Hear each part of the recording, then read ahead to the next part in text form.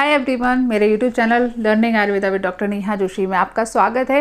पिछले वीडियो में मैंने आपको अपने जो आयुर्वेद के त्रिउपस्तंभ होते हैं उसके बारे में बताया। अब उसी क्रम में हम थोड़ा सा आगे बढ़ते हैं। त्रिउपस्तंभ होते हैं आहार, निद्रा और ब्रह्मचर्य। अब हम थोड़ा सा आहार के बारे में आयुर्वेद में थोड़ा क्या लिखा है, वैसे तो बहुत ज़्यादा है, मुझे पता नहीं मैं 15 मिनट के वीडियो में कैसे समझाऊंगी, लेकिन फिर भी मैं थोड़ा सा आपको समझाने की कोशिश करती हूँ कि क्या आहार का मतलब क्या होता है। देखिए, पहली चीज़ तो आहार से ये समझ लीजिए कि हमारे शरीर में जो 7 धातुएं बोली गई हैं, रस, रक्त, मांस में अस्थि, मज्जा, शुक्र, ये सारी की सारी धातुएं आपके आहार के ऊपर ही निर्भर करती हैं।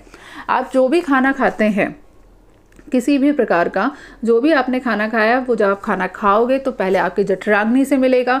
जठराग्नि से मिलने के बाद उसके 2 भाग हो जाते हैं, एक होता है प्रसाद भाग, एक मल भाग। प्रसाद भाग का मतलब होता है जिससे हमारे शरीर की सप्त धातुओं की वृद्धि होगी, और दूसरा पार्ट होता है मल भाग। मल भाग का मतलब होता है जो मल, मूत्र और स्वेद, तीनों चीज़ें आयुर्वेद में मल बोली गई है, उन तीनों को मल बोला जाता है और ये शरीर से बाहर निकल जाते हैं। जो प्रसाद भाग होता है उससे शरीर की धातुओं का निर्माण होता है। इन धातुओं के निर्माण के दौरान भी बहुत सारी स्टेप आती है, मतलब धातुएं भी होती हैं, फिर उसकी उपधातुएं बनती हैं, बहुत सारा एक कॉम्प्लिकेटेड प्रोसीजर होता है, लेकिन वो सब हम आगे समझेंगे।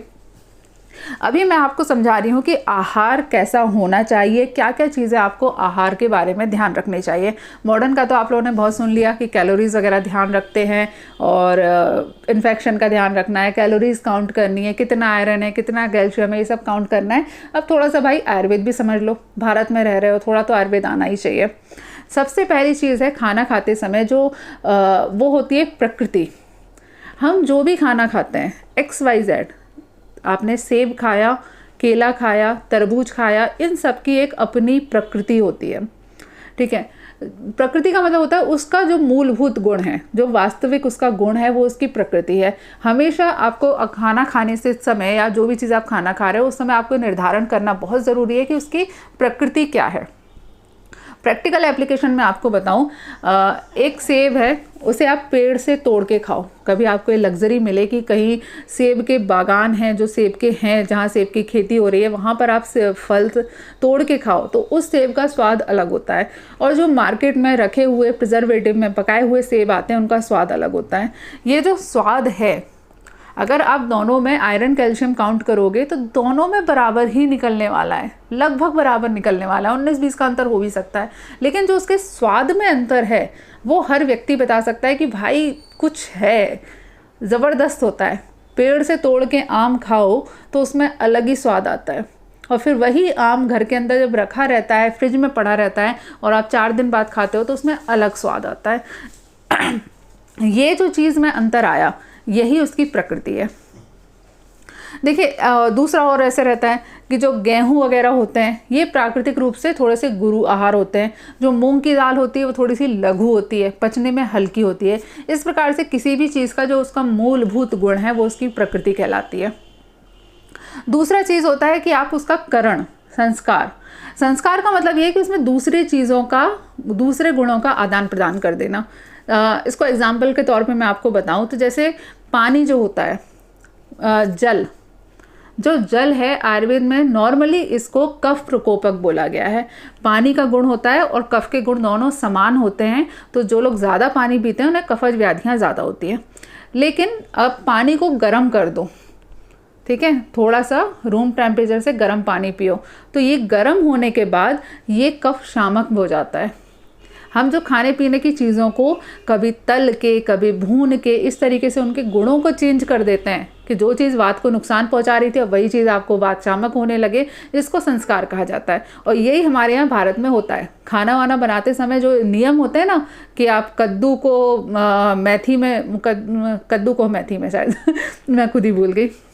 कद्दू में अगर आप फ्राई करोगे तो आप मेथी डालोगे, और बैगन के साथ लहसुन जाता है। ये जो आहार पाक के नियम चले हैं ना, वो इसीलिए हैं क्योंकि हमारे यहाँ लोगों को बहुत पहले से ये चीज़ पता थी। तो जब पानी होता है, यदि आप उसको गर्म कर दोगे तो ये कफ शामक हो जाता है, यानी कि कफ का शमन करने लगता है। इसी पानी को यदि आप उबाल कर अच्छे से 6-7-8 उबाली आ जाए, उसके बाद इसको ठंडा करके पीते हो तो एक त्रिदोष शामक हो जाता है, यानी कि वात, पित्त, कफ तीनों का शमन करने लगता है, ठीक है। ये पानी जब बासा होता है, मतलब कि आपने कल पानी भर के रखा, उसके बाद 24 घंटे बाद, 48 घंटे बाद का पानी आप जब प्रयोग करते हो, जो अक्सर कैन में सप्लाई होता है, जो बॉटल वाला पानी होता है, पता नहीं कितने दिन पहले उसको प्योरीफाई करके पैक किया गया, उसके बाद वो आपके यहाँ पहुँचता है, इस तरीके का जो पैक्ड वाटर होता है ये वात और पित्त दोनों को प्रकोपित करता है। मैं हमेशा बोतल वाले पानी का तो बिल्कुल मना करती हूँ, वो इमरजेंसी के लिए ठीक है, ट्रेन में जाना है, सुविधा नहीं है तो वहाँ कैरी कर लो, पानी खरीद के खा लो। अदरवाइज़ यदि आप घर में हो तो प्लीज़ पानी लेके बॉईल करके फिर पानी पिया करो। ये पैकेट वाले पानी मुझे तो नहीं अच्छे लगते। आयुर्वेद में तो उनको वात और पित्त का प्रकोप करने वाला बोला गया है। ये जो चीज़ों का ऐड करने से या उनमें संस्कार करने से या उनमें घी, तेल या अग्नि या ठंडा गर्म करने से चीज़ों के अंदर जो परिवर्तन आ जाता है, यही संस्कार कहलाता है। इसी को खाने की कला बोलते हैं, इसी को खाना पकाने की कला बोलते हैं। ठीक है। इसके बाद एक चीज़ है संयोग। दो चीज़ें आपस में मिलकर कभी कभी फ़ायदा पहुंचा देती हैं, कभी कभी नुकसान पहुंचा देती हैं। बैगन और लहसुन साथ में खाओगे फ़ायदा पहुंचाएगी, बैगन अकेला खाओ, लहसुन अकेले खाओ तो नुकसान करने लगती है कई बार। लेकिन आप बैगन में ढेर सारी लहसुन डाल के खा लो तो भी फ़ायदा करेगी। इस तरीके से दो चीज़ें जो आपस में खानी चाहिए या आपस में नहीं खानी चाहिए, ये होता है संयोग। बहुत सारे इसके नियम होते हैं। जैसे कुछ लोगों का रहता है घी और शहद बराबर मात्रा में मिलाकर नहीं खाया जाता, बराबर मात्रा में यदि इसको मिला लिया जाए तो जहर के रूप में कन्वर्ट हो जाता है। जो लोग नॉनवेज खाते हैं, मछली को तेल में पकाकर, मछली को घी में पकाकर नहीं खाया जाता, मछली को हमेशा तेल में पकाकर खाया जाता है। ठीक इसी तरीके से दही को गर्म करना नुकसान पहुंचाता है। दही को परिवर्तित करके जब मट्ठा बना लिया जाता है, छाछ, तो उसको गर्म करना फ़ायदेमंद हो जाता है। ठीक है। जब आप दही को गर्म करते हो, जो अच्छा खासा जमा हुआ दही है, उसको गर्म करना आयुर्वेद में त्रिदोष प्रकोपक बोला गया है। मतलब गर्म दही जो होता है वो वात पित्त कफ तीनों को प्रकोपित करने वाला होता है। लेकिन जब इसी दही को आप मथनी में फेंट करके उसको पतली बारीक छाछ बना लेते हो, फिर उस छाछ को यदि आप घी में उसको बघार लगा दो और उसका गर्म कर दो तो वो नुकसान नहीं पहुंचाता, वो उल्टा वात पित्त कफ का शमन करने वाला होता है। इस तरीके से चीज़ों को मिला करके और उनका परिवर्तन करके इस तरीके से प्रयोग करना ही आहार पाक के नियम होते हैं। ठीक है। इसके बाद खाना आपको कितनी मात्रा में खाना है ये भी आपको ये आपको सोचना पड़ेगा कि आपको कितना, आपकी डाइट क्या है, आपके स्टमक की कैपेसिटी कितनी है, आपकी बॉडी की रिक्वायरमेंट कितनी है, इन सब को विचार करके ही आपको खाना खाना चाहिए। इसके बाद कुछ चीज़ें और नियम करती हैं। पहली चीज़ बताई गई है वो है देश। आप जिस जगह पर रह रहे हो आपकी डाइट हमेशा उसके अकॉर्डिंग होनी चाहिए। ये एक बहुत इंपॉर्टेंट चीज़ है, क्योंकि कई बार ऐसा हो जाता है, मैंने अक्सर लोगों को लड़ते हुए देखा है, मतलब सामने नहीं, फेसबुक और ट्विटर पे ऐसी घटनाएं देखी हैं, सुनी हैं कि हमारे यहाँ का खाना बहुत अच्छा है, वहाँ का खाना बहुत अच्छा है। इस तरीके के लोग फालतू की बातें करते हैं। अब जो लोग केरल में रह रहे हैं वो लोग मेरे ख्याल से क्योंकि मैं गई हूँ केरल 2-3 महीने के लिए जा चुकी हूँ वहाँ पे, तो मुझे पता है वो लोग कोकोनट ऑयल का ज़्यादा प्रयोग करते हैं। ठीक है। यही कोकोनट ऑयल यदि आप यहाँ के लोग प्रयोग करने लगे कि भाई कोकोनट से तो बड़े फ़ायदे होते हैं, बहुत फ़ायदे होते हैं, अब ये MP UP और ये जो मिडिल इंडिया के लोग हैं ये प्रयोग करने लगेंगे तो इन लोगों का वात पित्त प्रकोपित हो जाएगा, इन लोगों को सूट नहीं करेगा। क्यों? क्योंकि दोनों जगह के देश अलग हैं। वहाँ के इन्वायरमेंट में नमी ज़्यादा होती है, वहाँ का जो इन्वायरमेंट है, वहाँ जो लोगों की शारीरिक प्रकृति है वो उस पर्टिकुलर चीज़ के अनुकूल है। इसीलिए आयुर्वेद में हमेशा इस चीज़ के लिए जोर दिया गया है कि आप जहाँ जिस स्थान में रहते हो वहाँ पर जो औषधि मिल रही है, वहाँ पर जो अन्न मिल रहा है, हमेशा उसी का ज़्यादा प्रयोग करना चाहिए। टेस्ट के लिए आप कभी कभार दूसरा कुछ प्रयोग कर लो, वो एक अलग बात है, लेकिन अदरवाइज़ आपको प्रयोग नहीं करना चाहिए। एटलीस्ट आयुर्वेद के हिसाब से तो इस चीज़ के ऊपर जोर दिया जाता है। इसके बाद काल बहुत ज़्यादा इंपॉर्टेंट है। आप खाना किस समय खा रहे हो ये आपको निर्धारण करना पड़ेगा। यदि आप गलत टाइम पर खाना खाते हो तो आपके हमेशा त्रिदोष प्रकोप होने वाला है। ये बहुत बहुत बहुत ज़्यादा इंपॉर्टेंट चीज़ है, क्योंकि हमारे यहाँ खाना सबसे ज़्यादा ऊट पटांग टाइम पे होता है।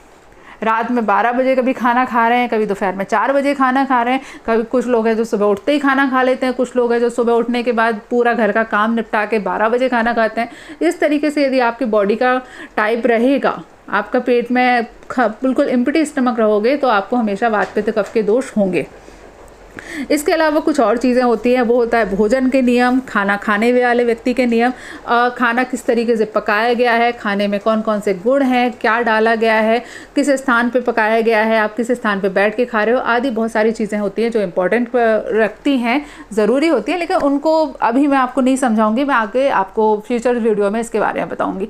चलिए आज के लिए इतना ही। नेक्स्ट वीडियो में हम निद्रा के बारे में जानेंगे, नींद कैसी होनी चाहिए, आयुर्वेद में नींद के बारे में क्या क्या लिखा गया है, वो सब मैं आपके साथ डिस्कस करने की कोशिश करूंगी। वीडियो अच्छा लगा हो तो लाइक का बटन दबाइए, कमेंट करिए, शेयर करिए, सब्सक्राइब करिए। मेरे दोनों ही चैनल को सब्सक्राइब करते रहना। कमेंट करते समय ध्यान रखिए, यदि इस चैनल पर कमेंट कर रहे हैं तो प्लीज़ कोशिश करिए कि जो शुद्ध आयुर्वेद से रिलेटेड आपकी क्वेरीज हैं उनके ऊपर कमेंट करिए। यदि आपको कोई हेल्थ इशू डिस्कस करना है तो जो मेरा मेन चैनल है doctor Neha Joshi care clinic, आप वहाँ पर कमेंट कर सकते हैं। ठीक है, नेक्स्ट वीडियो में मुलाकात होगी, तब तक के लिए stay healthy and be happy. Good bye.